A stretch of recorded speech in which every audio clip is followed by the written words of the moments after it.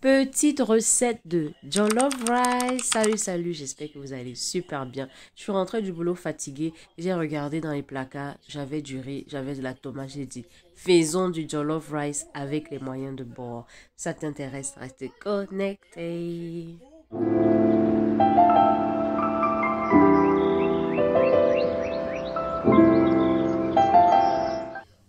Allons droit au but. J'ai commencé par faire revenir mes oignons. J'ai coupé 2 oignons en petits morceaux. Je les ai fait revenir dans de l'huile. Alors, il y a ma purée de tomates. Quand les oignons étaient déjà bien caramélisés, j'ai renversé tout le contenu de ma purée de tomates parce que je compte faire 1 kilo de riz. Donc, je me suis assurée de vider le contenant de la purée de tomates. Donc, j'ai rajouté un peu d'eau et puis j'ai rincé. J'ai secoué puis j'ai vidé. Donc je remue et on va laisser ça bien cuire. Donc ça va bien frire jusqu'à ce que l'huile remonte. Alors le jollof rice c'est une recette nigériane. Bon comme je dis, là j'ai fait avec les moyens de bord. J'avais pas tout. Là je rajoute les herbes de Provence dans lesquelles il y a le thym. Parce que eux, l'herbe qu'ils mettent c'est le thym. L'épice en herbe qu'ils mettent c'est le thym. Ce que je n'avais pas la purée de tomates concentrée. Pour vraiment faire la recette à nigériane, mais franchement le goût est tout autant pareil, hein, sincèrement. Donc j'ai remué et j'ai couvert, j'ai laissé cuire. Donc là vous voyez comment l'huile sort. Quand l'huile sort comme ça veut dire que la tomate est déjà bien cuite. C'est pour ça que l'huile remonte, il y a une séparation entre la tomate et l'huile. Entre temps je vais rapidement guetter mon poulet que j'ai fait dans mon air fryer qui est déjà prêt. Je vais le retirer, le mettre de côté et l'huile du poulet là je vais renverser aussi dans ma tomate.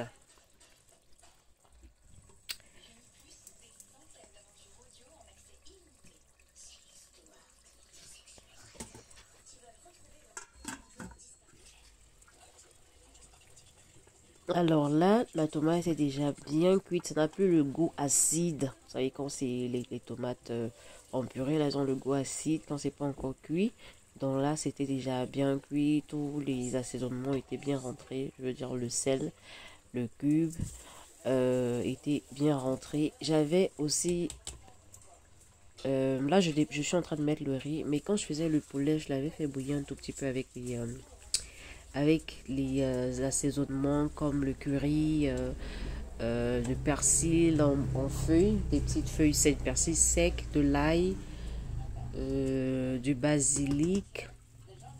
Donc, cette eau-là, je vais aussi euh, renverser ce bouillon-là dans mon riz pour que ça cuise ensemble. Donc il y aura tous ces arômes là, tous ces goûts là dans le riz. Donc voilà ça que je renverse.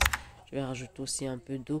Alors ici le petit secret pour le jollof rice pour que ça sorte en graines, c'est que on met de l'eau. L'eau doit dépasser le riz juste de la 1 centimètre. 1 centimètre, c'est même peut-être beaucoup. Donc, ça doit juste dépasser un peu le riz. Et ensuite, vous recouvrez avec, vous mettez le papier alu ou bien le papier cuisson et vous mettez le couvercle. Donc, c'est la vapeur qui fait cuire le riz. Après, on ne touche plus. On laisse cuire. Bon, peut-être après, peut-être 10 15 minutes, tu peux revenir. Ça dépend de ton riz. Si ton riz, c'est un riz qui cuit vite, comme celui que j'avais. 10 15 minutes, tu reviens, tu retournes, tu essayes de mélanger un peu et après tu refermes. Mais tu ne mets plus d'eau. Tu ne mets plus d'eau. Ça, c'est plus ça vient au Camerounais qui aime trop faire le riz, sauter en mettant beaucoup d'eau. Ici, on ne met pas d'eau. C'est la vapeur qui cuit le riz. Et j'ai baissé le feu à 7. J'aurais pu faire à 6. Donc, ouais, ça doit être à feu doux en fait. Donc, voilà, je reviens pour retourner comme je vous ai dit. Là, je suis à mi-cuisson, c'est même presque cuit parce que ce riz s'est cuit rapidement. La tomate a déjà séché, le riz a commencé à gonfler.